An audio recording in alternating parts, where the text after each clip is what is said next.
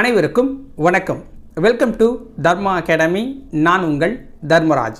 இந்த வீடியோவில் நம்ம பார்க்க போகிறது அவ்வை தமிழ் சீரீஸில் 10ஆம் வகுப்புலேருந்து இயல் 3 பார்க்க போகிறோம். இயல் 3ல் மொத்தமாக 80 வினாக்கள் பார்க்க போகிறோம். வீடியோவை ஸ்கிப் பண்ணாமல் ஃபுல்லாக பாருங்கள், உங்களுக்கு ரொம்ப பயனுள்ளதாக இருக்கும். வீடியோ பிடிச்சிருந்தா மறக்காமல் ஒரு லைக் பண்ணிடுங்க. சேனலை சப்ஸ்கிரைப் பண்ணாமல் இருந்தால் மறக்காமல் அந்த சப்ஸ்கிரைப் பட்டனை கிளிக் பண்ணிடுங்க. ஓகேவா? இந்த இயல் 3ல் மொத்தமாக 7 லெசன் கொடுத்துருக்காங்க.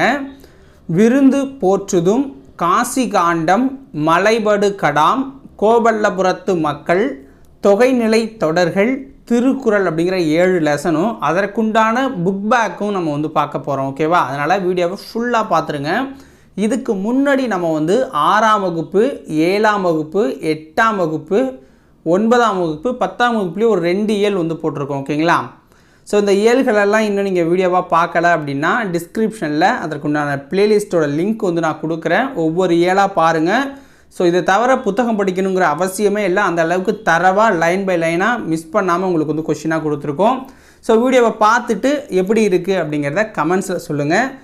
வாங்க இன்றைக்கி வீடியோக்குள்ளே போகலாம். ஓகேவா? ஃபஸ்ட்டு விருந்து போற்றுதும் அப்படிங்கிற லெசன். விருந்து போற்றுதும் அப்படிங்கிற லெசன் பார்க்க போகிறோம். ஃபஸ்ட்டு கொஷின் பாருங்கள். விருந்தே புதுமை என்று கூறியவர் யார்? விருந்தே புதுமை என்று கூறியவர் தொல்காப்பியர். விருந்தினர் என்பவர்கள் யார்? விருந்தினர் என்பவர்கள் யார்? ஆன்சர் முன்பின் அறியாதவர்கள். ஓகேங்களா? ஸோ முன்பின் அறியாதவர்கள் அப்படின்னு தான் வரணும். ஸோ இது எல்லாமே சேர்ந்தது தான். முன்பின் அறியாத புதியவர்கள் 2 ஆப்ஷன் தான் கொடுத்துருக்கோம். அதை நான் சிடி அப்படின்னு கொடுத்துட்டேன். ஓகேங்களா? ஸோ முன்பின் அறியாத புதியவர்களை தான் விருந்தினர் அப்படின்னு சொல்லுவாங்க. உறவினர்களை விருந்தினர் அப்படின்னு சொல்ல மாட்டோம். ஆனால் தமிழர்களுடைய பண்பாட்டில் முன்பின் அறியாதவர்கள் தான் விருந்தினராக இருந்தாங்க. ஆனால் காலப்போக்கில் இப்போ உறவினர்கள் மட்டும்தான் விருந்தினர்களாக இருக்காங்க. ஓகேவா? அடுத்தது, கீழ்கண்ட கூற்றில் எது சரியானது? திருவள்ளுவர் இல்லறவியலில் விருந்தோம்பலை வலியுறுத்த ஒரு அதிகாரத்தை கொடுத்துருக்காரு. திருவள்ளுவர் இல்லறவியலில் விருந்தோம்பலை பற்றி ஒரு அதிகாரம் செஞ்சுருக்காரு. ஓகேங்களா? இல்லறம் புரிவது விருந்தோம்பல் செய்யும் பொருட்டே என்கிறார். திருவள்ளுவர் என்ன சொல்கிறாரு? இல்லறம் புரிவதே விருந்தோம்பல் செய்யும் பொருட்டே அப்படின்னு சொல்கிறாரு. விருந்தினரை போற்றுதல் இல்லற கடமை அப்படின்னு அவர் சொல்கிறாரு. திருவள்ளுவர் விருந்தினரை போற்றுதல் தான் இல்லற கடமை அப்படின்னு சொல்கிறாரு. முக வேறுபடாமல் முகமலர்ச்சியோடு விருந்தினரை வரவேற்க வேண்டும் என்பதை மோப்பக்குழையும் அனிச்சம் என்ற குறளில் அவர் சொல்கிறாரு. முகம் வேறுபடாமல் முகமலர்ச்சியோடு விருந்தினரை வரவேற்க வேண்டும் என்பதை மோப்பக்குழையும் அனிச்சம் என்ற குறளில் சொல்கிறாரு. அப்போ இதில் எது சரியானது? அனைத்தும் சரியானது. அடுத்த வினா பாருங்கள். தொல்லோர் சிறப்பின் விருந்ததிர் கோடலும் இழந்தனை. இந்த வரிகள் இடம்பெற்றுள்ள நூல் என்ன? தொல்லோர் சிறப்பின் விருந்ததிர் கோடலும் இழந்த எண்ணெய். இந்த வரிகள் இடம்பெற்றுள்ள நூல் எது அப்படின்னா சிலப்பதிகாரத்தில் இந்த நூல் இடம்பெற்றிருக்கு. தொல்லோர் சிறப்பின் விருந்ததிர் கோடலும் இழந்த எண்ணெய். இந்த வரிகளில் வருந்துபவர் யார்? இந்த வரிகளில் யார் வருந்த முடியும் அப்படின்னு பார்த்தீங்கன்னா கண்ணகி. ஓகேங்களா? கண்ணகி தான் வருந்துறா. என்ன அப்படின்னா தன்னுடைய கணவன் இல்லாமல் போனது கூட அவளுக்கு வருத்தமாக இல்லை. ஆனால் வந்த விருந்தினர்களுக்கு உணவு கொடுக்க என்கிட்ட ஒன்றுமே இல்லையே, அவ்வளோ வறுமையாக இருக்கிறேன். கணவர் வியாபாரத்துக்காக வெளில போகிறாரு. அவர் பிரிஞ்ச துயரத்தை விட விருந்தினரை சிறப்பிக்க முடியாதது எனக்கு கவலையாக இருக்குது அப்படிங்கிற மாதிரி வருந்துவா கண்ணகி. கீழ்கண்ட கூற்றுகளில் எது சரியானது? கோவலனை பிரிந்து வாழும் கண்ணகி அவரை பிரிந்ததை விட விருந்தினரை போற்ற முடியாத நிலையை எண்ணியே வருந்துகிறாள். கல்வியும் செல்வமும் பெற்ற பெண்கள் விருந்தும் ஈகையும் செய்வதாக கம்பர் குறிப்பிடுகிறார். கலிங்கத்து பரணியிலும் செயங்கொண்டார் விருந்தினருக்கு உணவிடுவோரின் முகமலர்ச்சியை உவமையாக சொல்லியிருக்காரு. ஸோ இதில் எது சரியானது அப்படின்னா அனைத்தும் சரியான கூற்றுகள் தான். பொறுத்து செல்வமும் கல்வியும் பூத்தலால் வருந்தி வந்தவருக்கு ஈதலும் வைகளும் விருந்தும் அன்றி விளைவன யாவையே என்ற வரிகள் இடம்பெற்றுள்ள நூல் இது. பொருந்து செல்வமும் கல்வியும் பூத்தலால் வருந்தி வந்தவருக்கு ஈதலும் வைகளும் விருந்தும் அன்றி விளைவன யாவையே அப்படிங்கிற வரிகள் இடம்பெற்றிருக்க நூல் வந்து கம்பராமாயணம். ஓகேங்களா.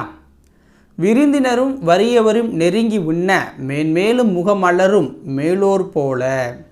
விருந்தினரும் வறியவரும் நெருங்கி உண்ண மேன்மேலும் முகமலரும் மேலோர் போல. இந்த வரிகள் இடம்பெற்றிருக்க நூல் எது அப்படின்னா கலிங்கத்து பரணி. கலிங்கத்து பரணி. உண்டால் அம்ம இவ்வுலகம் இந்திரர் அமிழ்தம் இவையதாயினும் இனிது என தாமியர் உண்டலும் இலரே. இந்த வரிகள் இடம்பெற்றுள்ள நூல் எது அப்படின்னா இதை எழுதினது யாருன்னா கடலுள் மாய்ந்த இளம்பெருவழுதி. கடலுள் மாய்ந்த இளம்பெருவழுதி தான் இதை எழுதியிருக்கிறாரு. நூல் என்ன அப்படின்னா புறநானூறு. புறநானூரில் கடலுள் மாய்ந்த இளம்பெருவழுதி தான் இந்த பாடலை எழுதியிருக்கிறாரு. ஓகேங்களா. ஸோ அமிர்தமே ஆனாலும் அதை வந்து தமிழர்கள் வந்து என்ன பண்ணுவாருன்னு அப்படின்னா பார்க்க வச்சுட்டு சாப்பிட மாட்டாங்க அப்படிங்கிறது மாதிரிதான கதைகள் தான் இது. எதுவாயினும் பிறருக்கு பகிர்ந்து உண்ணக்கூடிய மண்பு படைத்தவர்கள் தமிழர்கள். பிறர் பார்க்க உண்ண மாட்டார்கள். அல்லில் ஆயினும் விருந்துவரின் உவக்கும் என்ற வரிகள் இடம்பெற்றுள்ள நூல் இது. அல்லில் ஆயினும் விருந்துவரின் உவக்கும் என்ற வரிகள் இடம்பெற்றுள்ள நூல் நற்றிணை. நற்றிணையில் இந்த வரிகள் இருக்குது. அல்லில் ஆயினும் விருந்துவரின் உவக்கும் அப்படிங்கிற வரி. காலின் 7 அடி பின் சென்று இவ்வடிகள் இடம்பெற்றுள்ள நூல் இது. காலின் 7 அடி பின் சென்று இந்த வரிகள் இடம்பெற்றிருக்கிற நூல் எது அப்படின்னு பார்த்தீங்கன்னா பெருநராற்றுப்படை. பெருநராற்றுப்படையில் இந்த வரிகள் இருக்குது. காலின் 7 அடி பின் சென்று, அதாவது வீட்டுக்கு வர விருந்தினர்களை நம்ம அவங்க வீட்டுக்கு விட்டு போகிறப்ப பின்னாடியே போய் வழி அனுப்புவோம்ல. ஸோ அதுதான் ஒரு 7 அடி அப்படின்னா அந்த வண்டி அவங்க மாட்டு வண்டியில் வந்திருக்காங்கன்னா மாட்டு வண்டியில் ஏறுற வரைக்கும் பின்னாடி போவாங்க. ஓகேவா. குறள் உணங்கு விதை திணை உழல்வாய் பெய்து சிறிது புறப்பட்டென்றோ இழல் இவ்வடிகள் இடம்பெற்றுள்ள நூல் எது. குறள் உணங்கு விதை திணை உழல்வாய் பெய்து சிறிது புறப்பட்டன்றோ இழல் இவ்வடிகள் இடம்பெற்றுள்ள நூல் புறநானூறு. நெருணை வந்த விருந்திற்கு மற்றுதன் இரும்புடை பழவாள் வைத்தன இன்று இக்கருங்கோட்டு சீரியாழ் பணையம் என்ற வரிகள் இடம்பெற்றுள்ள நூல் இது. ஸோ ஃபஸ்ட்டு இந்த குறளுக்கு என்ன அப்படின்னா விருந்தினர்கள் வராங்க அப்படின்னா அவங்கக்கிட்ட உணவு சமைக்க எதுவுமே இல்லை அப்படிங்கிறதுக்காக ஒருத்தர் என்ன பண்ணுறாரு அப்படின்னா அவர் வயலில் விதைத்து அந்த நெல்லை போயிட்டு தண்ணியில் மழை பெஞ்சிருந்தால் தண்ணியில் வந்து மேலே மிதக்கும்ல அதை அரிச்சிட்டு வந்து அவருக்கு சமைச்சு கொடுத்ததா இந்த வரிகள் சொல்லுது. இந்த வரிகள் என்ன சொல்லுது அப்படின்னு பார்த்தீங்கன்னா நெருணை வந்த விருந்தருக்கு மற்றுத்தன் இரும்புடை பழவாள், அதாவது விருந்துக்கு ஆள் வந்துட்டாங்கன்னு தன்னுடைய அந்த இரும்பு வாள் இருக்குல்ல அந்த வாளை வந்து ஈடு வச்சுட்டு தான் சோறாக்கி போடுறாரு ஒருத்தர். ஓகேங்களா. மறுநாளும் இன்னும் விருந்தினர்கள் வராங்க. வேற ஒரு விருந்தினர்கள் வர்றப்போ என்ன பண்ணுறா அப்படின்னா அவர்கிட்ட இருக்கிற கருங்கோட்டு சீரியாழ் பணையம், அந்த சீரி யாழ் இருக்குல்ல அதை வந்து பணையம் வச்சுட்டு அவங்களுக்கு உணவு இடுறாரு அப்படின்னு சொல்கிறாங்க. அந்த வரிகள் இடம்பெற்றிருக்க நூல் என்ன அப்படின்னா புறநானூறு. டேஷி வீட்டுக்கு வந்த சிவனடியாருக்கு விருந்தளிக்க அவரிடம் தானியம் இல்லை, எனவே அதை விதைத்துவிட்டு வந்த நெல்லை அரித்து பின் சமைத்து விருந்து படைத்த திறம் பெரிய புராணத்தில் காட்டப்படுதுங்கிறாங்க. ஸோ இது எந்த இது அப்படின்னு பார்த்தீங்கன்னா இளையான்குடி மரநாயனாரின் வீட்டுக்கு வந்த சிவனடியாருக்கு இது நடந்ததாக சொல்கிறாங்க. நெய்தல் நிலத்தவர் பாணர்களை வரவேற்று குழல் மீன் கறியும் பிறவும் கொடுத்தனர். இது எதை குறிக்குது அப்படின்னா இடத்துக்கு தகுந்தாறு போல் நம்மளுடைய உபசரிப்பு அப்படிங்கிற மாதிரி. ஓகேங்களா. நம்ம இப்போ மருத நிலத்துக்கு போனால் நெல் சோறு போடுவாங்க, குறிஞ்சிக்கு போனீங்க அப்படின்னா கிழங்கு வகையில் போடுவாங்க, முல்லைக்கு போனீங்க அப்படின்னா பழங்கள் கிழங்குகள் எல்லாமே கொடுப்பாங்க. ஓகேங்களா. அது மாதிரியான இடத்துக்கு தகுந்த மாதிரி நெய்தலத்துக்கு போனீங்க அப்படின்னா அவங்கக்கிட்ட இருக்கிற அந்த மீனை தான் சமைச்சு போட முடியும். ஓகேங்களா. இப்படி சொல்கிற நூல் எது அப்படின்னு பார்த்தீங்கன்னா சிறுபானாற்றுப்படை. சிறுபானாற்றுப்படை அப்படிங்கிற நூலில் இந்த வரிகள் இருக்குது. இலையை மடிப்பதற்கு முந்தைய வினாடிக்கு முன்பாக மறுக்க பரிமாறப்பட்ட கூடுதல் இட்லியில் நீண்டு கொண்டிருந்தது பிரியங்களின் நீள் சரடு. இந்த வரிகளின் ஆசிரியர் யார்? ஸோ இது தற்கால ஒரு கவிதை. ஓகேங்களா. இலையை மடிப்பதற்கு முன்னாடி இன்னொன்று சாப்பிடுங்கன்னு ரொம்ப ஆசையோடு கொடுக்குறாங்கல்ல அந்த பிரியங்களோட நீள் சரடு. ஸோ அதோட ஆசிரியர் யார் அப்படின்னு பார்த்தீங்கன்னா அம்சப்பிரியா அப்படிங்கிறவங்க எழுதியிருக்கிறாங்க. அம்சப்பிரியா அப்படிங்கிறவங்க பலர்புகு வாயில் அடைப்ப கடவுணர் வருவீர் ஒளிரோ என்ற வரிகள் இடம்பெற்றுள்ள நூல் இது. பலர்புகு வாயில் அடைப்ப கடவுணர் வருவீர் ஒளிரோ என்ற வரிகள் இடம்பெற்றிருக்கிற நூல் என்ன அப்படின்னா குறுந்தொகையில் இடம்பெற்றிருக்கு. இதோட அர்த்தம் என்ன சொல்கிறாங்கன்னா, வாசலில் நீங்கள் வந்து இப்போ உணவுற சத்திரம்லாம் அந்த காலத்தில் இருக்கும், இல்லை பெரிய பெரிய வீடுகளில் உணவு கொடுப்பாங்க அந்த மக்களுக்கு. ஸோ அப்படி இருக்கிறப்ப டெய்லி கதவை சாத்துறதுக்கு முன்னாடி வெளியில் யாராவது சாப்பிட்றவங்க இன்னும் இருக்கீங்களா அப்படின்னு கேட்டுக்கிட்டு சாத்துற பழக்கம் தமிழர்கள்ட்ட இருந்ததாக சொல்கிறாங்க. இன்னமும் சில வீடுகளில், இன்னமும் இல்லை இப்போல்லாம் கிடையாது, இருந்தாலும் சொல்கிறேன், ஒரு பொதுவாக இன்னமும் சில கிராமங்கள் இருக்குது. கதவை சாத்துறதுக்கு முன்னாடி அவர்கள் வீட்டு திண்ணையில் யாராவது படுத்துருந்தாங்கன்னா சாப்பிட்றீங்களா சாப்பிட்டீங்களா அப்படின்னு கேட்டுட்டு அந்த டோரை சாத்துற பழக்கம்லாம் இன்னமும் இருக்குது சில ஏரியாக்களில். இன்னும் சில ஏரியாக்களில் திண்ணை அப்படிங்கிற ஒன்றே கிடையாது. ஓகேங்களா, எல்லாம் மாடி வீடாக மாறிடுச்சு. அடுத்தது,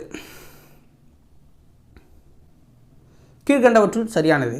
மருந்தே ஆயினும் விருந்தோடு உண் என்று கொன்றை வேந்தனில் ஔவையார் சொல்கிறாங்க. மருந்தே ஆயின் இருந்தாலும் விருந்தோடு உண்ணணும், பகிர்ந்து உண்ணணும் அப்படிங்கிறாங்க ஔவையார் கொன்றை வேந்தனில். வரகரிச்சி சோறும் வழுதுணங்காய் வாட்டும் முறமுறவெனவே புளித்த மோரும் திறமுடனே புல்வேலூர் பூதன் புரிந்து விருந்து இட்டான் ஈது எல்லா உலகும் பெறும் என்று வள்ளல்களால் விருந்தினர் போற்றப்பட்டதை அறிய முடியுது. அமெரிக்காவின் மினசோட்டா தமிழ்ச்சங்கம் வாழை இலை விருந்து விழாவை ஆண்டுதோறும் கொண்டாடிட்டு வராங்க. அப்போ அனைத்து கூற்றும் சரிதான். கீழ்கண்ட யாருடைய காலங்களில் மிகுதியான சத்திரங்கள் வழி செல்வோருக்காக கட்டப்பட்டது? கீழ்கண்ட யாருடைய காலங்களில் மிகுதியான சத்திரங்கள் வழி செல்வோருக்காக கட்டப்பட்டுச்சு அப்படின்னா நாயக்கர்கள் மராட்டியர்கள் காலத்தில். நாயக்கர்கள் மராட்டியர்கள் காலத்தில். ஏன் அப்படின்னா சோழர்கள் சேரர்கள் பாண்டியர்கள் காலத்தில் ஆல்ரெடி வீடுகளில் திண்ணை இருக்கும், வரவங்களுக்கு உணவு கொடுப்பாங்க. இவங்க நாயக்கர் மராட்டியர்லாம் நம்ம ஆளுங்க உள்ளே வந்து நம்மளை அடித்து இருந்ததுக்கப்புறம் நம்மளே வறுமையில் இருக்கும்போது அந்த விருந்து பழக்கம் கொஞ்சம் கொஞ்சமாக கம்மியாயிடுச்சு. அப்போ நாயக்கர்களும் மராட்டியர்கள் என்ன பண்ணுறாங்கன்னா சத்திரங்கள் அப்படிங்கிற ஒன்றை புதுசாக க்ரியேட் பண்ண வேண்டியதாகிடுச்சு. ஓகேங்களா, சத்திரங்கள் அப்படிங்கிறது புதுசாக நிறைய க்ரியேட் பண்ணுறது மாதிரி ஆயிடுச்சு. இட்டதோர் தாமரை பூ இதழ்விரி திருத்தல் ஓலை வட்டமாய் புறாக்கள் கூடி இறையுண்ணும். இந்த பாடலை பாடினவர் யார்?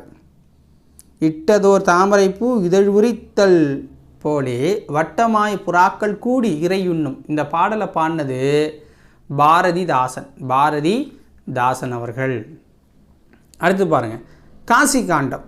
ஸோ காசி காண்டத்தில் வந்து பார்த்தீங்க அப்படின்னா காசி காண்டத்தை வந்து அதிவீரராம பாண்டியர். ஸோ இவர் ஒரு மன்னர் அப்படின்னு கூட சொல்கிறாங்க. இவர் வந்து ஒரு மன்னல், எப்படின்னா குறுநில மன்னர் அப்படிங்க அந்த லெவல் கூட வச்சுக்கலாம். இவர் ஒரு மன்னராக இருக்கிறவர். ஓகேவா?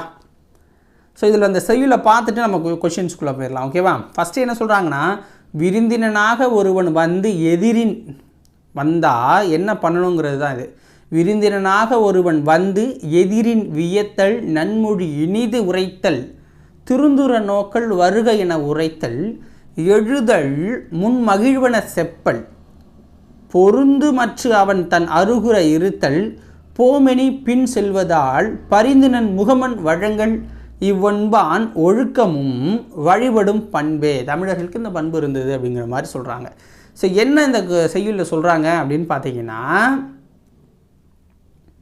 விருந்தினராக ஒருத்தர் நம்ம வீட்டுக்கு வராரு அப்படின்னா அவரை வந்தோடனே வாங்க வாங்கன்னு கூப்பிட்றதா இருக்கலாம். அட்டடே நீங்கள் வந்துட்டிங்களா, வாங்க சூப்பரு, நீங்கள் இதை இப்படி பண்ணிட்டீங்களா நம்மளை கேள்விப்பட்டேன்னு அவரை வந்து விரைந்து, அதாவது வியந்து, அவர் வந்து ஒரு பெருமையாக பெரிய ஆள் மாதிரி பேசுகிறது, அவர்கிட்ட நல்ல சொற்களை மட்டுமே பேசுகிறது, இனிமையாக பேசுகிறது, முகமலர்ச்சியோட அவரை பார்க்கறது, ஆஹா வாங்க வந்ததே தேவலாமே அப்படிங்கிற மாதிரி ஒரு சந்தோஷத்தோடு பார்க்குறது, வீட்டிற்கு வாங்க வாங்கன்னு அழைக்கிறது, அவங்களோட எதிரில் போய் நிற்கணும். ஸோ உட்காந்துக்கிட்டே வாங்கன்னு சொல்லாமல் எதிரில் போய் எழுஞ்சி நான் கூப்பிட்றது, அவங்களுடைய மனங்கள் வந்து புண்படாத அளவுக்கு மகிழும்படி பேசுறது, அவங்க பக்கத்துலேயே உட்காந்துக்கிட்டு பேசுறது, இல்லை வாங்கன்னு சொல்லிட்டு உள்ளே போய் அமராமல் இருக்கிறது, அவங்க வீட்டுக்கு நான் போயிட்டு வரேன்னு சொல்லும்போது அவங்க பின்னாடியே போயிட்டு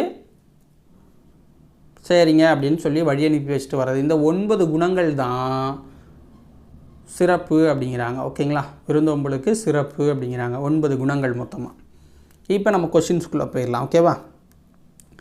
அருகுற என்பதன் பொருள் என்ன? அருகுற என்பதன் பொருள் அருகில். அருகுற உட்காரணும் அப்படின்னா அருகில் உட்காந்துக்கணும் அப்படிங்கிறது தான். முகமன் என்பதன் பொருள் என்ன? முகமன் என்ற சொல்லின் பொருள் என்ன அப்படின்னா ஒருவரை நலமினவி கூறும் விருந்தோம்பல் சொற்கள். முகமன் அப்படின்னா ஒருவரை நலமினவி கூறும் விருந்தோம்பல் சொற்கள். விருந்தோம்பல் செய்யும் இல்லற ஒழுக்கம் என்பதை எத்தனை வகைகளில் குறித்துள்ளனர்? விருந்தோம்பல் செய்யும் இல்லற ஒழுக்கம் என்பதை எத்தனை வகைகளில் குறிச்சிருக்காங்க அப்படின்னு பார்த்தீங்கன்னா 9 வகைகளில் குறிச்சிருக்காங்க. 9 வகைகளில். நன்மொழி என்பதன் இலக்கண குறிப்பு என்ன? நன்மொழி என்பதன் இலக்கண குறிப்பு பண்பு தொகை. ஏன்னா நன் அப்படிங்கிற உனக்கு வந்து அந்த ஒரு பண்பை குறிச்சிருது. நன்மை, ஓகேங்களா, நல்லது அப்படிங்கிற மாதிரி ஒரு பண்பை குறிக்குது. வியத்தல் என்பதன் இலக்கண குறிப்பு என்ன? வியத்தல் என்பதன் இலக்கண குறிப்பு என்ன அப்படின்னு பார்த்தீங்கன்னா உங்களுக்கு தொழிற்பெயர். வியத்தல் தல், ஓகேங்களா. ஸோ அப்போ அது ஒரு தொழிலை குறிக்குது. வியத்தல் ஒரு செயல் தான் அது. நோக்கம், எழுதல், உரைத்தல், செப்பல், இருத்தல், வழங்கல் இதெல்லாமே வந்து உங்களுக்கு தொழிற்பெயர் தான். நோக்கல் பார்க்கறது, எழுதுதல் எழுதுறது, உரைத்தல் சொல்கிறது, செப்பல், இருத்தல், வழங்கல் எல்லாமே ஒரு செயல். ஸோ அப்போ தொழிற்பெயர்கள் தான். பகுபத உறுப்பிலக்கணம் டைரக்ட் ஆன்சர். இதில் உரைத்த அப்படிங்கிறத நமக்கு உரை இத் ப்ளஸ் ஆ அப்படின்னு பிரிக்கிறாங்க. இதில் உரை அப்படின்னா பகுதி, இத்து அப்படின்னா சந்தி, இரண்டாவது முறையாக இத்து வரப்போ இறந்த கால இடைநிலையாக இருக்கும். ஆல முடிஞ்சால் அது பெயரச்ச விகுதி. இப்போ வருக அப்படின்னா கேல முடிஞ்சால் வேங்கோல் வினைமச்சு விகுதி. இதில் வாங்கிறது தான் பகுதி உங்களுக்கு, ஓகேவா. அடுத்தது ஒப்புடன் முகமலர்ந்தே உபசரித்து உண்மை பேசி ஒப்பில்லா கூழிட்டாலும் உண்பதே அமிர்தம் ஆகும். முப்பழமொடு பாலன்னம் முகங்கெடுத்து இடுவாராயின் கப்பிய பசியினோடு கடும்பசி ஆகும் தானே. இந்த பாடலை பாடினது யாரு?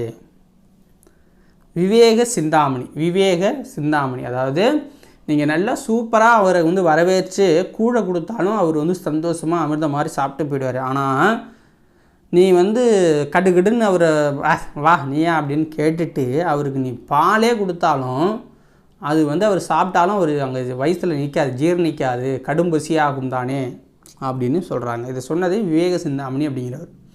அடுத்தது 8வது வினா. கீழ்கண்ட கூற்றுகளில் எது சரியானது? காசி நகரத்தின் பெருமைகளை கூறுற நூல் தான் காசி காண்டம். காசி நகரத்தின் பெருமைகளை கூறுற நூல் காசி காண்டோங்கிறாங்க. இந்த நூல் துறவு, இல்லறம், பெண்களுக்குரிய பண்புகள், வாழ்வியல் நெறிகள், மறுவாழ்வில் அடையும் நன்மைகள் ஆகியவற்றை பாடுவதாக அமைஞ்சிருக்கு. முத்துக்குளிக்கும் கொற்கையின் அரசர் அதிவீரராம பாண்டியர். முத்துக்குளிக்கும் கொற்கையோட அரசர் தான் அதிவீரராம பாண்டியர். தமிழ் புலவராகவும் இவர் வந்து தேர்ந்திருக்காரு. இவர் இயற்றிய நூல் தான் காசி காண்டம். இப்போ இந்த கூற்றுகள் எது சரியாக இருக்கும்? எல்லாமே சரியாக தான் இருக்குது. வெற்றி வேட்கை என்னும் நூலின் மற்றொரு பெயர். வெற்றி வேட்கை என்னும் நூலின் மற்றொரு பெயராக என்ன சொல்லலாம்னா நருந்தொகை அப்படின்னு சொல்கிறாங்க. வெற்றி வேட்கை அப்படிங்கிறதுக்கு நருந்தொகை அப்படின்னா இன்னொரு பேர் இருக்குங்கிறாங்க. இதோட ஆசிரியர் அதிவீரராம பாண்டியர். கீழ்கண்டவற்றுள் அதிவீரராம பாண்டியர் எவ்வாறு அழைக்கப்படுறாரு? கீழ்கண்டவற்றுள் அதிவீரராம பாண்டியன் எப்படி அழைக்கப்படுறாரு? சீவல மாறன் அப்படின்னு அழைக்கப்படுறாரு. சீவல மாறன் அப்படின்னு அழைக்கப்படுறாரு. அதிவீரராம பாண்டியரின் நூல் அல்லாதது எது? அதிவீரராம பாண்டியரின் நூல் அல்லாதது எது? கீழே கொடுத்துருக்கிறதுல ஆன்சர் பாருங்கள். திருத்தொண்டர் புராணம். திருத்தொண்டர் புராணம் அவருடைய நூல் கிடையாது.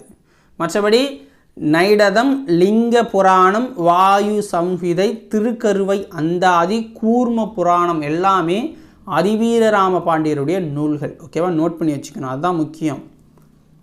அடுத்தது மலைபடுகடாம் பெருங்கவுசிகனார் இந்த நூலை எழுதியிருக்கிறார். இந்த பாட்டை பாடினது யார்? மலைபடுகடாம் அப்படிங்கிறத பெருங்கவுசிகனார். ஓகேங்களா. இப்போ வந்து நம்ம இந்த செய்யுளை பார்த்துட்டு உள்ளே போகலாமா? ஓகேவா. ஃபஸ்ட்டு பாருங்கள். அன்று அவன் அசையி அல் சேர்ந்து அல்கி கல் எரி ஒல்லினர் கடும்பொடு மலைந்து சேர்ந்த செயலை செப்பம்போகி. அதாவது இதில் என்ன சொல்ல வந்தாங்க அப்படின்னா நன்னன் அப்படிங்கிற ஒருத்தர் இருக்கார்.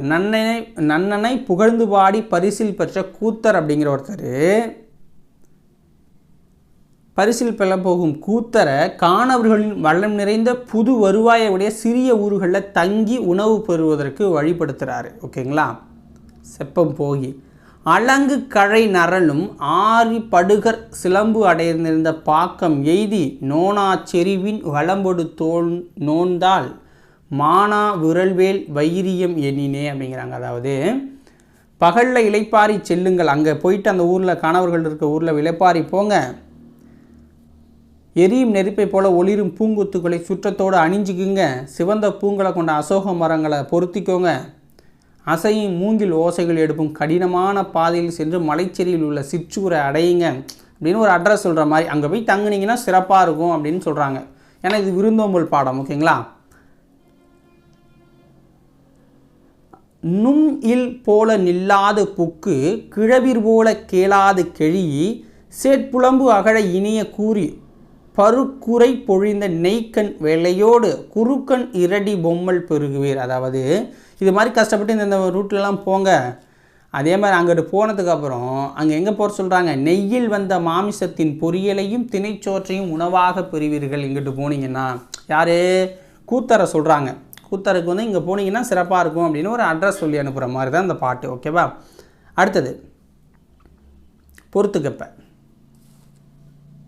ஃபஸ்ட்டு கொஷின், அசையி என்ற சொல்லின் பொருள் என்ன? அசையி என்ற சொல்லின் பொருள் இளைப்பாரி அப்படின்னு வரும். அல்கி என்ற சொல்லின் பொருள் என்ன அப்படின்னா தங்கி அப்படின்னு வரும். அல்கினா தங்கி, அசையினா இளைப்பாரி. கடும்பு அப்படிங்கிற சொல்லோட பொருள் வந்து சுற்றம். நரலும் அப்படிங்கிற சொல்லோட பொருள் வந்து ஒலிக்கும். நரலும் அப்படின்னா ஒலிக்கும் அப்படிங்கிறது அதோட பொருள். இரண்டாவது பாருங்கள், பொறுத்துக்கு தான். ஆரி என்ற சொல்லின் பொருள் என்ன? ஆரி என்ற சொல்லின் பொருள் அருமை அப்படின்னு வரும். ஆரி என்ற சொல்லின் பொருள் அருமை. படுகர் என்ற சொல்லின் பொருள் பள்ளம். படுகர் என்ற சொல்லின் பொருள் பள்ளம். வைரியம் என்ற சொல்லின் பொருள் கூத்தர். வேவை என்ற சொல்லின் பொருள் வெந்தது. வேவை என்ற சொல்லின் பொருள் வெந்தது அப்படின்னு பொருள். இதில் பொம்மல் அப்படின்னா சோறு, இரடினா திணை. பொம்மல்னா சோறு, இரடினா திணை. இது எக்ஸாம்பிள் கேட்டது பொம்மல். ஓகேங்களா. அசையி கெழியி என்பதன் இலக்கண குறிப்பு என்ன? அசையி கெழியி என்பதன் இலக்கண குறிப்பு என்ன அப்படின்னு பார்த்தீங்கன்னா, அசையி கெழியி என்பதன் இலக்கண குறிப்பு கேட்குறாங்க. இப்போங்க ஈன்னு முடியுது. அசையி சொல்லிசை அலைப்படையில் வந்துடுது. சொல்லிசை அலப்படைகளில் வந்துடுது. பருவு குருவுக்கண் என்பதன் இலக்கண குறிப்பு என்ன? பருவு குருவுக்கண் என்பதன் இலக்கண குறிப்பு என்ன அப்படின்னா சொல்லிசை அலைப்படை தான். சொல்லிசை அலைப்படைகள். பகுபத உறுப்பிலக்கணம் பாருங்கள். மலைந்து, மலை கூட்டல் இத்து கூட்டல் உ, இத்து கூட்டல் உ அப்படின்னு வருது. இதில் மலை அப்படிங்கிறது பகுதி, இத்துனா சந்தி, அது இன்னும் வந்து ஆனது விகாரம். ஓகேங்களா. விகாரமாக மாறிடுச்சு. இத்துங்கிறது இறந்த கால இடைநிலையில் இருக்குது. ஊங்கிறது வினையச்ச விகுதி. ஊ அப்படிங்கிறது வினையச்சம். ஓகேங்களா. பொழிந்த, இதில் பொழி அப்படிங்கிறத பொழி இத் இத் ப்ளஸ் அ அப்படின்னு பிரிக்கிறாங்க. இதில் பொழினா பகுதி, இத்துனா சந்தி, அது வந்து விகாரமாக மாறும். இத்துனா இறந்த கால நிலை, அ அப்படின்னு முடிஞ்சால் அது பெயரெச்சம். பெயரெச்ச விகுதி. ஓகேங்களா. ஊன்னா வினையச்சம், ஆனா பெயரெச்சம். மலைபடுகடாம் எவ்வகை நூல்களில் ஒன்று? மலைபடுகடாம் எவ்வகை நூல்களில் ஒன்று அப்படின்னு பார்த்தீங்கன்னா 10 பாட்டு நூல்களில் ஒன்று. 10 பாட்டு நூல்களில் அது ஒன்று. கீழ்கண்டவற்றுள் மலைபடுகடாம் எவ்வாறு அழைக்கப்படுது? கீழே கொடுத்துருக்கிறதுல மலைபடுகடாம் நூல் எவ்வாறு அழைக்கப்படுது அப்படின்னா கூத்தாற்றுப்படை அப்படின்னு அழைக்கப்படுது. கூத்தாற்றுப்படை அப்படின்னு அழைக்கப்படுது. மலைபடுகடாம் நூலில் எத்தனை அடிகள் உள்ளது? மலைபடுகடாம் நூலில் எத்தனை அடிகள் உள்ளது? 583 அடிகள் இருக்குது. 583 அடிகள் இருக்குது.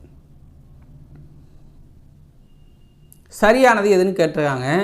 ஆற்றுப்படுத்தும் கூத்தன் வல்லை நாடி எதிர்வரும் கூத்தனை அழைத்து, யாம் இவ்விடத்தே சென்று இன்னவெல்லாம் பெற்று வருகின்றோம், நீயும் அந்த வள்ளலிடம் சென்று வளம் பெற்று வாழ்வாயாக என்று கூறுதல் தான் ஆற்றுப்படை அப்படிங்கிறது.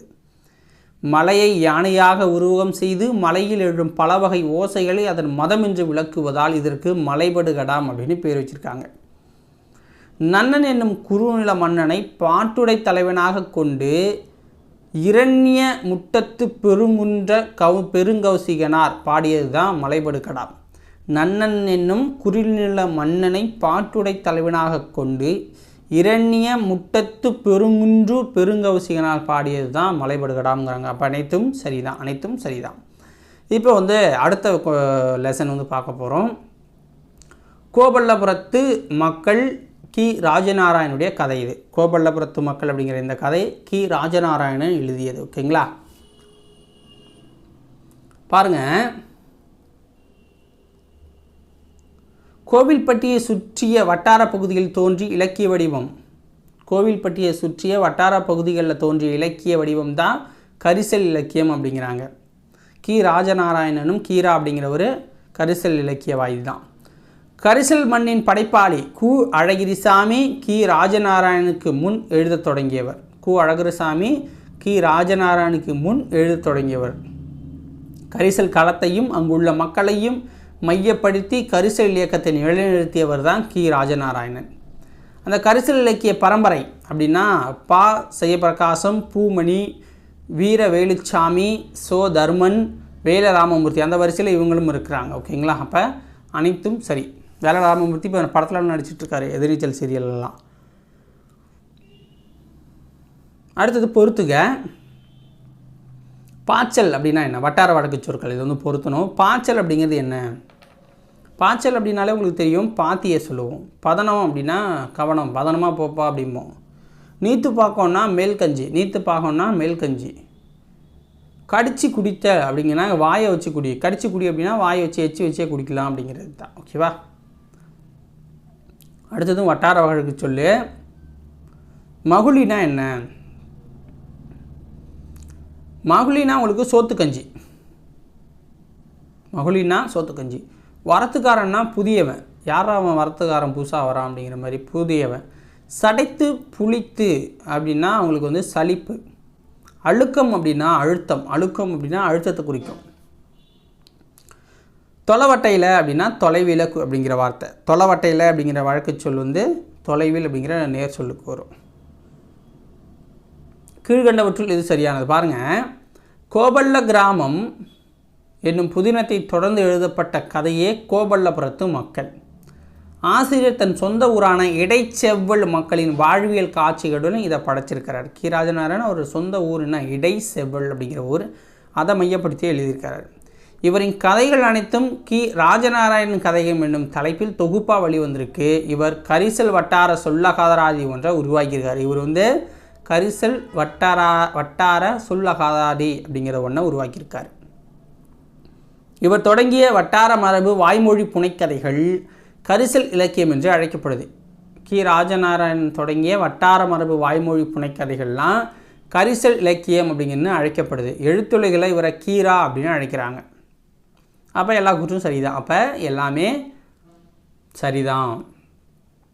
கோபல்லபுரத்து மக்கள் என்னும் நூலுக்கு எந்த ஆண்டு சாகித்ய அகாதமி விருது கிடைத்தது?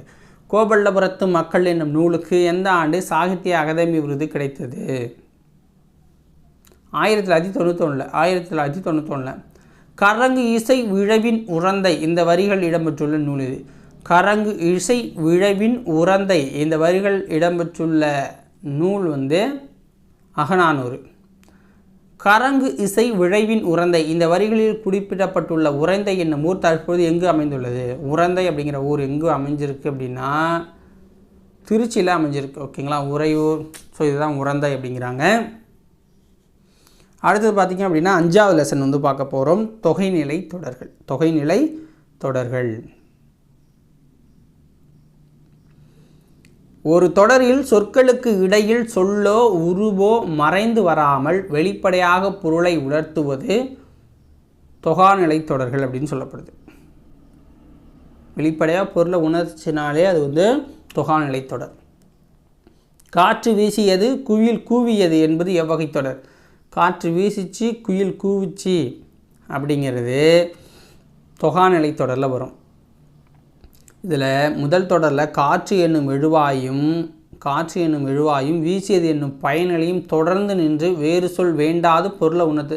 காற்று வீசிச்சுப்பா அப்படின்னா அதுக்கு வேறெல்லாம் நீங்கள் ஆட் பண்ண தேவையில்ல. ஓகேவா, ஸோ நேராக தரதால் இது வந்து தொகாநிலை தொடருங்கிறாங்க. தொகாநிலை தொடர் எத்தனை வகைப்படும்? தொகாநிலை தொடர் எத்தனை வகைப்படும் அப்படின்னு கேட்குறாங்க.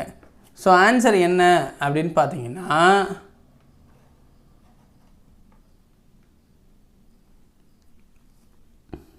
9 வகைப்படும். தொகாநிலை தொடர்கள் 9 வகைப்படும். இந்த 9 வகையிலையும் வரிசையாக நம்ம வந்து பார்த்துடலாம். இது வந்து கொஷின் மாதிரி இருக்காது, ஜஸ்ட்டு டைரெக்டாக ஆன்சர்ஸ் இருக்கும். ஓகேவா? ஃபஸ்ட்டு எழுவாய் தொடர். எழுவாய் தொடர் எழுவாயுடன் பெயர், வினை, வினா ஆகிய பயனிலைகள் தொடருவது எழுவாய் தொடருங்கிறாங்க. இனிய கவிஞர், இது வந்து பெயரில் வந்துடுதா? இனிய கவிஞர். காவிரி பாய்ந்தது, அப்போ வினை பாய்ந்ததுன்னா. பேருந்து வருமா அப்படின்னா வினா கேட்குற மாதிரி. ஸோ இதில் எல்லாத்துலேயுமே உங்களுக்கு எழுவாய் தொடர் வந்துடுதா? மேற்கண்ட 3 தொடர்களிலும் பெயர், வினை, வினா ஆகியவற்றுக்கு பயனிலைகள் வந்து எழுவாய் தொடர்கள் அமைஞ்சிருக்குங்கிறாங்க. அடுத்து விழித்தொடர். விழியுடன் வினை தொடர்வது விழித்தொடர். விழியுடன் வினை தொடர்ந்தால் அது விழித்தொடர். இப்போ நண்பா எழுது அப்படிங்கிறாங்க. நண்பா என்னும் விழிப்பெயரை எழுது என்னும் பயனிலையை கொண்டு முடிந்துள்ளது. ஸோ அதனால் இது வந்து விழித்தொடர். வினைமுற்று தொடர். வினைமுற்றுடன் ஒரு பெயர் தொடர்வது போல வந்தால் அது வினைமுற்று தொடங்குறாங்க. பாடினாள் கண்ணகி. பாடினாள் அப்படிங்கிறது வினைமுற்று. ஓகேங்களா? முடிஞ்சு போச்சு. முதலில் நின்று ஒரு பெயரை கொண்டு முடிஞ்சிருக்கு, அது பெயரோட வருது இல்லை, அதனால் அது வினைமுற்று தொடர். வினைமுற்று அப்புறம் தொடருது. பெயரச்சு தொடர். முற்று பெறாத வினை பெயர் சொல்லை கொண்டு முடிவது பெயரச்சு தொடர். முற்று பெறாத ஒரு வினை வந்து பெயர் சொல்லை கொண்டு முடிஞ்சிச்சுன்னா அதுக்கு பேர் தான் பெயரச்சு தொடர். கேட்ட பாடல். இதில் கேட்ட அப்படிங்கிற எச்ச வினை பாடல் என்னும் பெயரை கொண்டு முடிஞ்சிருக்கு. அடுத்தது வினையச்ச தொடர். முற்று பெறாத வினை வினை சொல்லை கொண்டு முடிவது வினையச்சு தொடர். முற்று பெறாத ஒரு வினை. பாடி மகிழ்ந்தனர். பாடி என்னும் எச்ச வினை மகிழ்ந்தனர் என்னும் வினையை கொண்டு முடிஞ்சிருக்கிறதால இதை வினையச்ச தொடருங்கிறாங்க. வேற்றுமை தொடர். வேற்றுமை உருபு வெளிப்பட்ட அமையும் தொடர்கள் வேற்றுமை தொகாநிலை தொடருங்கிறாங்க. கட்டுரையை படித்தால். இதில் ஐ என்னும் வேற்றுமை உருவு வெளிப்படையாக வந்து பொருளை உணர்த்துது. கட்டுரையை படித்தால். அன்பால் கட்டினார். இதில் ஆள் அப்படிங்கிறது 3ஆம் வேற்றுமை தொகாநிலை தொடர். அறிஞருக்கு பொன்னாடை. கூ வருது அறிஞருக்கு அப்படின்னு. 4ஆம் வேற்றுமை தொகை தொகாநிலை தொடரில் வந்துடுது. ஓகேங்களா? இடைச்சொல் தொடர் அப்படிங்கிறது இடைச்சொல்லுடன் பெயரோ வினையோ தொடருவது இடைச்சொல் தொடர். மற்றொன்று அப்படிங்கிறதுல மற்று கூட்டல் ஒன்றுமாங்க. இதில் மற்று அப்படிங்கிறது தான் உங்களுக்கு இடைச்சொல். மற்று என்னும் இடைச்சொல்லை அடுத்து ஒன்று என்னும் சொல் நின்று பொருள் தருவது தான் இடைச்சொல் தொடரும்பாங்க. உரிச்சொல் தொடர்னா உரிச்சொல்லுடன் பெயரோ வினையோ தொடர்வது உரிச்சொல் தொடர். சாலை சிறந்தது அப்படிங்கிறது சாலை என்பது உங்களுக்கு உரிச்சொல். ஓகேங்களா? சாலை, தவ, நனி அப்படிலாம் பார்த்துருப்போம். அதனை தொடர்ந்து சிறந்தது என்னும் சொல் நின்று மிகச்சிறந்தது என்ற பொருளை தர்றதால இது வந்து குறிச்சொல் தொடர். அடுக்கு தொடர். ஒரு சொல் 2 முறை 3 முறை அடுக்கி தொடர்ந்து வருவது அடுக்கு தொடர். வருக வருக வருக அப்படின்னு சொல்லுவாங்க. இதுதான் அடுக்கு தொடர். பிரித்தாலும் பொருள் தரணும், தான் அடுக்கு தொடர். கீழ்கண்ட கூற்றுகளில் எது சரியானது? ஒன்றிற்கு மேற்பட்ட எச்சங்கள் சேர்ந்து பெயரை கொண்டு முடியும் கூட்டுநிலை பெயரெச்சங்களை இக்காலத்தில் பெருமளவில் நம்ம பயன்படுத்திக்கிட்டு இருக்கோம். வேண்டிய, கூடிய, தக்க, வல்ல முதலான பெயரெச்சங்களை செய்ய என்னும் வாய்ப்பாட்டு வினையச்சத்துடன் சேர்ப்பதன் மூலம் கூட்டு பெயரெச்சங்கள் உருவாகுதுங்கிறாங்க. கேட்க வேண்டிய பாடல், செல்லத்தக்க செய்தி அப்படிங்கிறதெல்லாம் அதுக்கு எடுத்துக்காட்டு. ஸோ இப்போ இது எல்லாமே சரிதான். வண்ண சொற்களின் தொடர் வகைகளை எழுதுக. வண்ண சொற்களின் தொடர் வகை இந்த அடிக்கோடிட்டது தான் வண்ண சொற்கள்னு வச்சுக்கோங்க. பழக பழக பாலும் புளிக்கும். பழக பழகுன்னா அடுக்கு தொடர். வந்தார் அன்னர். ஸோ இப்போ வந்தார் அப்படிங்கிறது வினைமுற்றில் முடிஞ்சது. வடித்த கஞ்சியில் சேலையை அலசினேன். வடித்த இப்போ வினையச்சம். நன்றாக பேசினான் உரிசொல். அரிய கவிதைகளின் தொகுப்பு இது உரிச்சொல் தொடர். ஓகேங்களா? அடுத்தது புத்தகப்பின் வினாக்கள். புக் பேக் வந்து பார்க்க போகிறோம். பின் வருவனற்றுள் முறையான தொடர் எதுன்னு கேட்குறாங்க. பின் வருவனற்றுள் முறையான தொடர் எதுன்னு கேட்குறாங்க. தமிழர் பண்பாட்டில் தனித்த வாழை இலைக்கு இடம் உண்டு. தப்பு. தமிழர் வாழை இலைக்கு பயன்பாட்டில் தனித்த இடம் உண்டு. தப்பு. தமிழர் பண்பாட்டில் வாழை இலைக்கு தனித்த இடம் உண்டு. ஸோ அப்போ ஆப்ஷன் சி சரியானது. ஆப்ஷன் சி இதுக்கு சரியாக இருக்கும். ஓகேங்களா? ஆப்ஷன் சி சரியானது. அடுத்து பாருங்கள். சிலம்பு அடைந்திருந்த பாக்கம் எய்தி என்னும் அடியில் பாக்கம் என்பது என்ன? சிலம்பு அடைந்திருந்த பாக்கம் எய்தி, அது வந்து ஒரு சிற்றூரை குறிக்கும். ஓகேங்களா?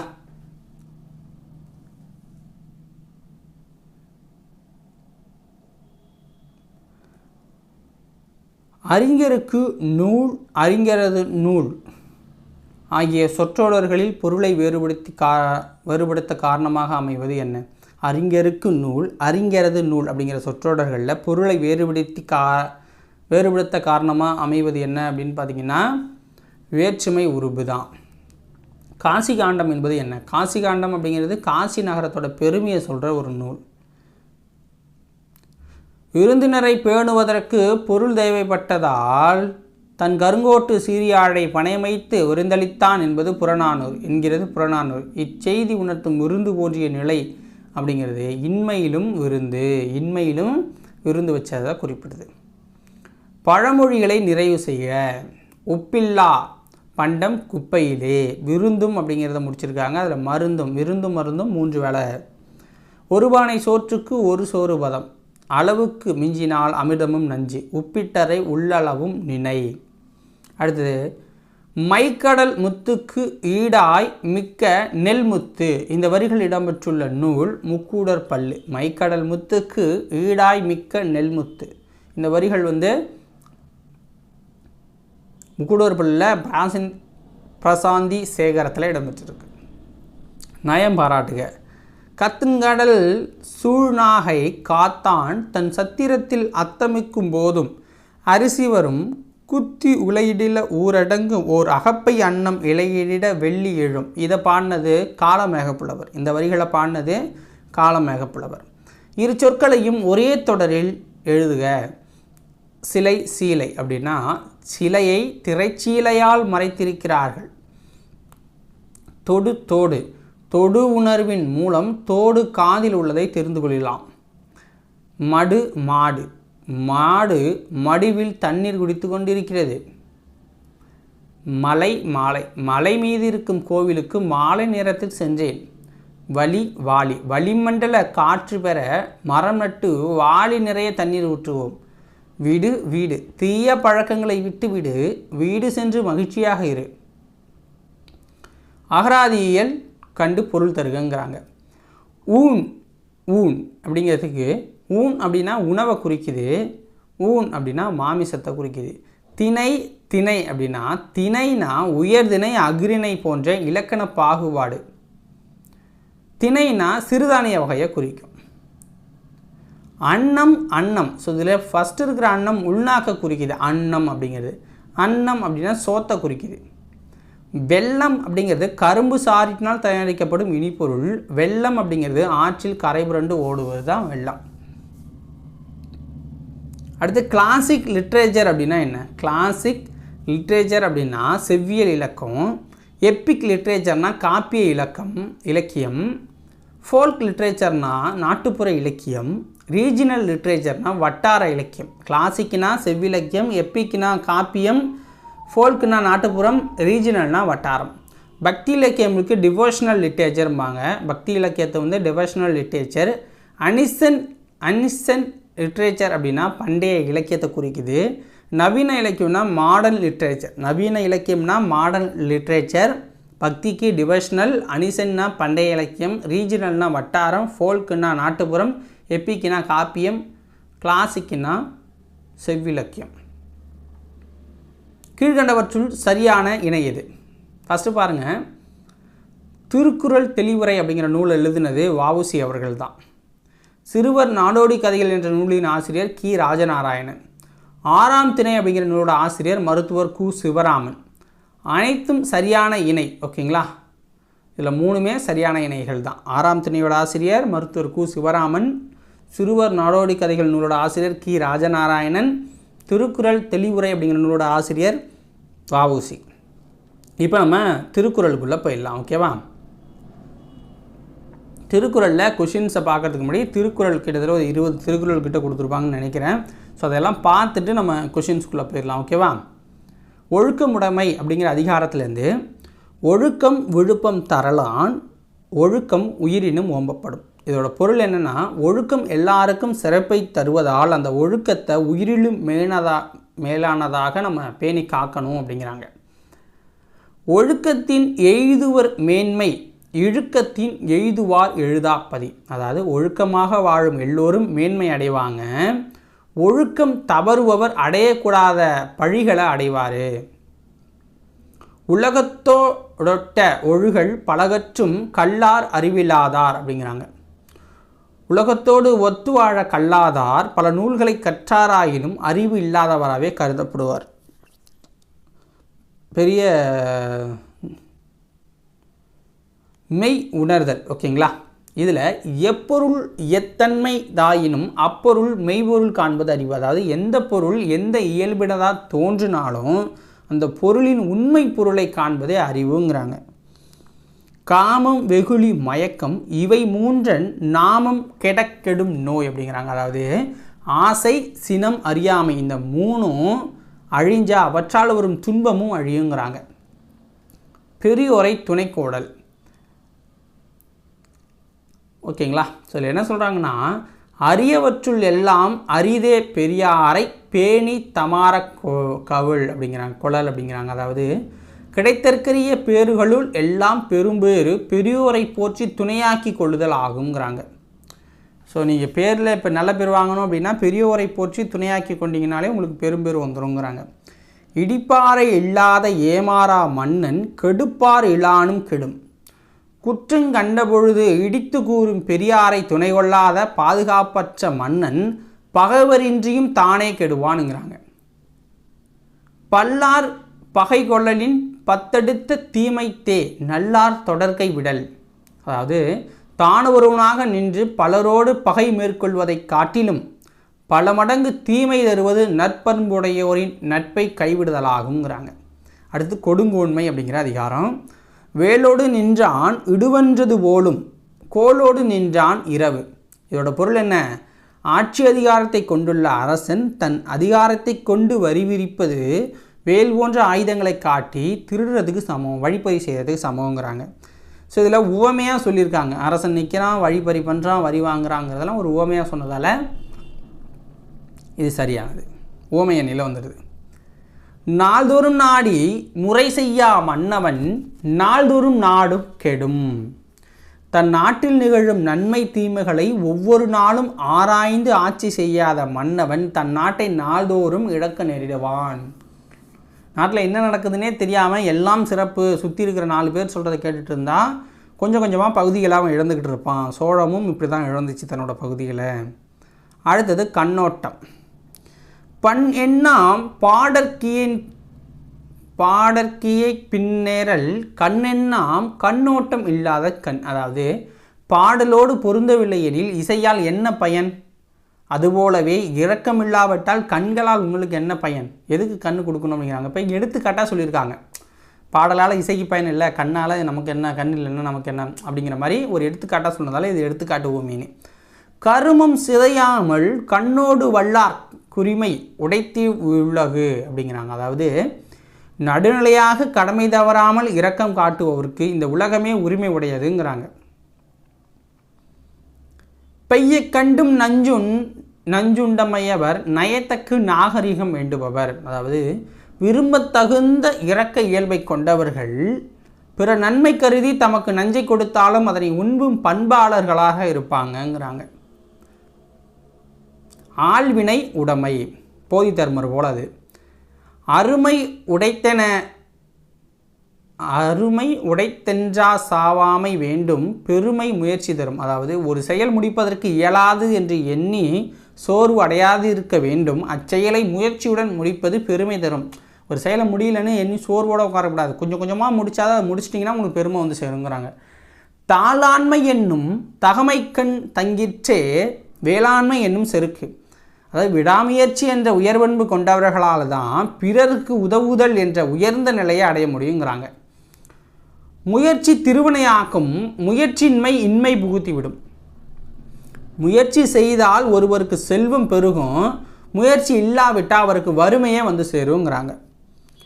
பொறியின்மை யாருக்கும் பழியன்றவரை தாழ்வினை இன்மை பழிங்கிறாங்க. அதாவது ஐம்புலன்களில் ஏதேனும் குறை இருப்பினும் அது இழிவன்று அறிய வேண்டியதை அறிந்து முயற்சி செய்யாததே ஒரு இழிவாக பார்க்குறாங்க.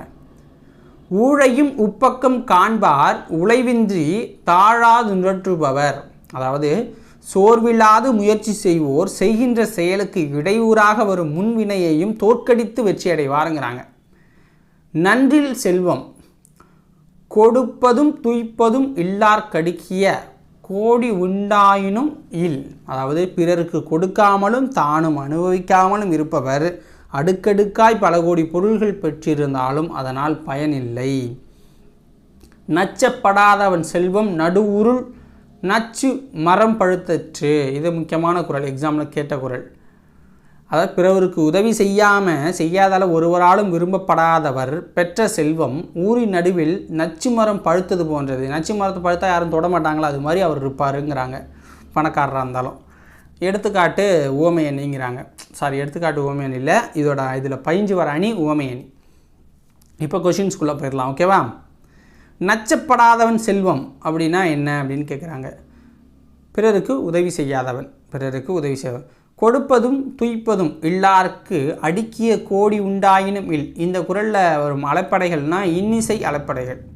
கொடுப்பதும் துய்ப்பதும் அப்படின்னு வருது. அதனால் பொருளுக்கேற்ற அடியை பொறுத்துங்கிறாங்க. உயிரை விட சிறப்பாக பேணி காக்கப்படும் உயிரினும் ஓம்பப்படும். ஊரின் நடுவில் நச்சு மரம் பழுத்து போன்றது. நடு ஊருள் நச்சு மரம் பழுத்தற்றுங்கிறாங்க. ஒழுக்கத்தின் வழி உயர்வு அடைவர், ஒழுக்கத்தின் எய்துவார் மேன்மை அப்படிங்கிற வரி. ஓகேங்களா? ஸோ அதான் திருக்குறள் வரி. இந்த பக்கம் எய்துவார் எழுதாப்பரி. இக்குறளடிக்கு பொருந்தும் வாய்ப்பாடு என்ன? எய்துவார் எழுதாப்பதி. கூவிலம் தேமா மலர். ஓகேங்களா? வேலோடு நின்றான் இடு என்றது போலும் கோலோடு நின்றான் இரவு. குறளில் பயின்று ஒரு மணி ஓமையணி. இதான் ஆல்ரெடி பார்த்துட்டோம், அரசன் வரி விதிக்கிறத பற்றி. திருக்குறள் பற்றிய கவிதை உரையை ஊற்றி பார்த்தாலும் புளிக்காத வாள் தந்தை தந்த தாய்ப்பால் முப்பால் அப்படிங்கிறத பாடினது யாருன்னா அறிவுமதி அப்படிங்கிறவங்க பாடியிருக்காங்க. ஓகேங்களா? திருக்குறள் பற்றிய கவிதை உரை ஊற்றி பார்த்தாலும் புளிக்காத பால் தந்தை தந்த தாய்ப்பால் முப்பால் அது அப்படிங்கிறாங்க. ஸோ இதோட இயல் 3 முடியுது. ஓகேங்களா? இயல் 4 அடுத்தடுத்து இனிமேல் டெய்லி பார்த்துடலாம். இன்னும் ஒரு எத்தனை இயல் இருக்குன்னு ஒரு 7 இயல் தான் இருக்குது 10th. அதுக்கப்புறம் இது எல்லாத்தையுமே சேர்த்து புக்காகவும் நம்ம பப்ளிஷ் பண்ண போகிறோம். அடுத்தடுத்து நிறைய நோட்டிஃபிகேஷன் வரும்போது இனி டெய்லி ஒரு வீடியோ கண்டிப்பாக வந்துடும். ஏன்னா ஆல்ரெடி நம்ம புக்காகவே ரெடி பண்ணிட்டோம். அதனால் டெய்லி ஒரு வீடியோ உங்களுக்கு வாய்ஸ் ஓவர் பண்ணி கொடுத்துக்கிட்டு இருப்போம். தொடர்ந்து நமக்கு சப்போர்ட் பண்ணுற எல்லாருக்குமே நன்றி. சேனலை சப்ஸ்கிரைப் பண்ணலை அப்படின்னா சப்ஸ்கிரைப் பண்ணி சப்போர்ட் பண்ணிடுங்க. மறக்காமல் லைக்கும் பண்ணிடுங்க. கமெண்ட்ஸில் உங்களுடைய ஃபீட்பேக்கை சொல்லுங்கள். கடைசி வரைக்கும் வீடியோ பார்த்தவங்க மறக்காமல் லைக்கும் சப்ஸ்கிரைபும் பண்ணிடுங்க. ஓகேவா? ஸோ எத்தனை பேர் பார்த்தீங்க அப்படிங்கிறது எனக்கு தெரியணும். ஸோ அதனால் கமெண்ட்ஸும் பண்ணிடுங்க. வீடியோ எவ்வளோ நேரம் வந்திருக்குன்னு தெரியல, 1 ஹவருக்கு மேலே போயிருக்கலான்னு என்னோடய கருத்து கணிப்பு. பார்க்கலாம். ஓகே, நன்றி, வணக்கம்.